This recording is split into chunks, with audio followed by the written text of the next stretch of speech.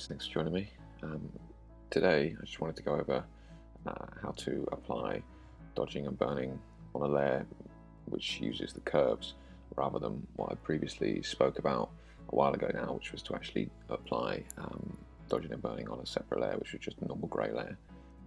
And that was, I'll just quickly show you what I was referring to. So it's just a new layer, soft light, filled with 50% grey over here.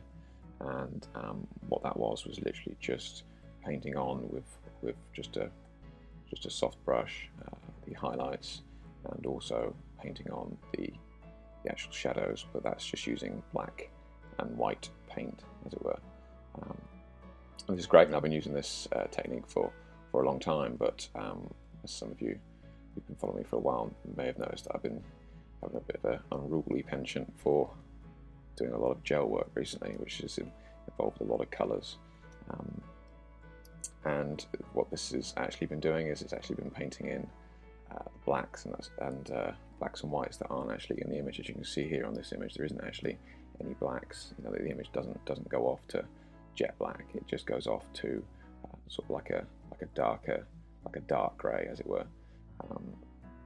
So what was happening was that it actually just looked quite fake on my images. It started to look very sort of just resting on top, and it was pretty evident that it had just been painted on. It was difficult to get it blended, especially with the colours. So that's what I was just obviously very quickly. That's what I was previously doing, and that looks just like that, just very just white and black, just sitting on top of your image. So today, let me delete that. So today I just wanted to do a similar process, but actually using the curves. So I'm just going to apply the curve on top here. And I'll start off by doing the shadows. So I'm just going to drag that right down. Now obviously you can see that I have made everything very dark, but on this particular layer I want to make sure that I don't want my actual blacks to go to jet black. So this being my shadow layer, I am just going to bring it up, just to introduce that dark grey rather than black. Now also, because I mentioned about the amount of colours and stuff that I have got in my images now, I am also going to add a colour to my shadows. So I'm just entering the blue channel here, and I'm just going to bring up the blues a little bit and the black point of that blue, of that shadow layer as well, and just bring up the red point as well on there. Okay, because that's the sort of the feel of the image, and they're the colours that are sort of within that image as well. So I'm just going to come out of that, and I'm just going to, on the layer mask here, I'm just going to invert that and just bring it all back to neutral. And now I'm just going to paint white with a soft brush onto that mask, and that will darken the image down, but it will actually darken it down using the actual shadows that I've put in there using that curves layer. Okay. Now this is far more responsive to the actual image underneath, so that even if I was to paint over here on that highlight, it's still not going to sort of darken it down, and it's not going to apply it the same way that the paint would. Paint just sits on top, whereas this, I'm actually using the image below. Just undo that, paint on the highlight. So, and it's great for these dark areas where I know that really it's never gonna go straight to jet black, even if I did make a mistake, because I've brought up that black point. Okay.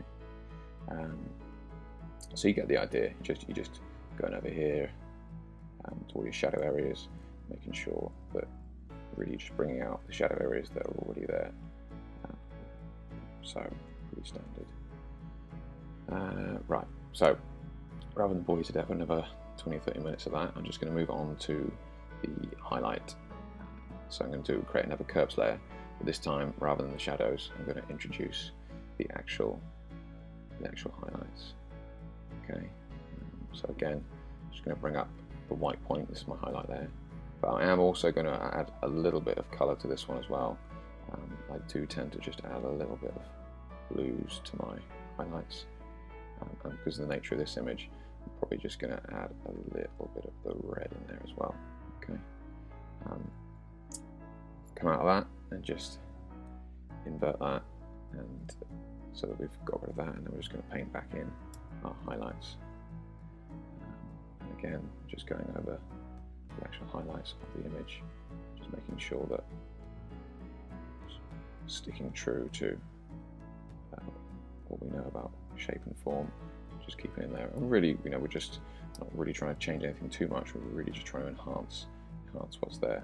Granted, I'm doing this very, very quickly just to show you, but also the nature of this layer being the way it is, you don't actually have to be as careful as you were before with the paintbrush, because you can get away with a lot more because you're actually using the image below. That's the curve that you've applied to it, which is great. So again, just coming in here on the highlights, all over. And yeah, like I mentioned, just really quick, just to show you. Excellent. So that's cool. So let me just turn that one off. So this is what the actual layers look like. Okay, nothing fancy, and I have just done them quite quickly. But so that's the quick shadows and highlights for those. But now, because I have got the colors as well, I am also bringing in another curve layer at the top here. Now this is actually, I'm going to enhance some of these colors within the image. Okay, so I'm not actually going to change the density, if you like. I'm not going to make them lighter or darker, but with this particular one, I just want to sort of just bring out blues in some of them a bit more. So I'll go on with the blue there and just add a bit of blue, but this really is a lot more cyan than it is blue. So the opposite of red is cyan. So just come in here, that will really help to do that as well. Bring that in there. Now the same thing is going to apply. You'll see that wherever I'm just going to come out of here, wherever I paint on this layer now is going to have that cyan color. So just going to invert that layer mask. Again, just going to come in here and paint on here like this. There we go. Okay. So again, very, very responsive in that it's using the actual image itself below. I'm not just painting cyan color on top of this. I am actually just painting in a cyan version of the image below it. So it beds in a lot better than just painting on top, which can work if you want something a bit more artistic and I suppose a bit softer. But for this particular work, I think it works better when you're just bringing it in, bringing in the original image below. Let's just come in here and just add a little bit of cyan to the shadows on this side. That's good. Okay, all good. And then quickly, I'm going to do the same thing for the other side with the magenta. So the opposite, so magenta is the opposite of green. So I'm just going to bring in, drop that down a little bit. That's good. And again, I might just add a little bit of blue. There we go. Perfect. Alright, so come out of there, inverse the layer mask again, and just not the pendulum, and then just come in here. Come in here and just add that magenta back on that side.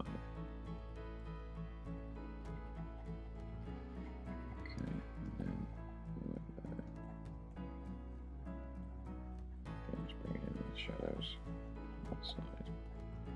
Just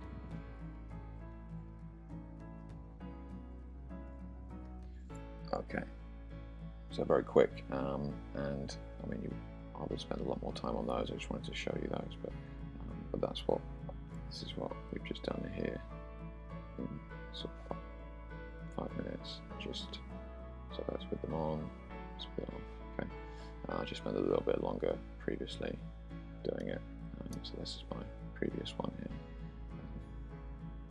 So again, this is what the magenta layer looks like. So it's just magenta down the left hand side there, and this is the cyan one previously, so just the cyan down the right hand side.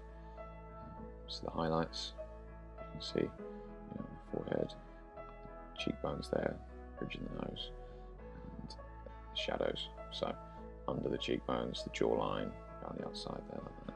Okay. So Nothing dramatic, but it's just a great way of actually making the shadows and highlights, or sorry, dodge and burn layer, actually more integrated into the image that you're actually working on.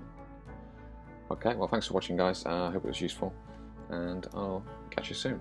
Check out more of my sort of quick tips on my Facebook page, or for more advanced techniques, by all means head over to jkicksphotography.com, and you can see some of the techniques on there where I'm going through a lot of lighting diagrams and tutorials on Photoshop, just basically some ideas or my thoughts on photography really. So see you soon. Thanks a lot.